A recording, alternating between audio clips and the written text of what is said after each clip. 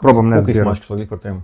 Imaš preštete? Ne, jih nimam preštetih, ampak jaz bi rekel tako, da so prav zbirateljske, bi rekel tam okrog 20, mogoče malo več. Morajo biti pa res posebne ali pa lepe, morajo imeti zgodbo ali pa morajo biti lepe. Recimo imam eno espresso šalico od Gaudija iz Španije in pa imam pa ena taka, ki mi je posebna, je pa narejena iz v bistvu ostankov kave, je sprešeno in z neko smolo, ja.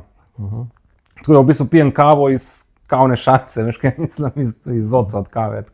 Kaj pa najljubša šalica? Mi je pa ena v bistvu taka mejčkana, najmanjša, kar jo imam, taka bela, je v resnici zelo generična od Molino Bianco, to so eni piškoti iz Italije, ampak mi je podarila prijateljica za rojstni dan in mi je zelo ljuba.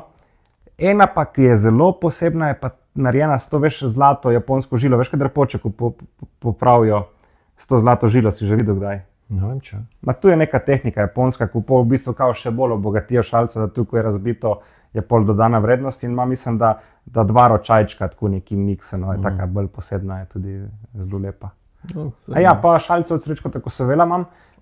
Ja, Kosovelo dom je naročil takrat pri Polona, veš, kaj delate, ima tudi od Boba Marleya do Nikole Tesla, Einsteina, Prešerna, take v kubih dobiš rdeče in so gor narisani, tako ful dobre.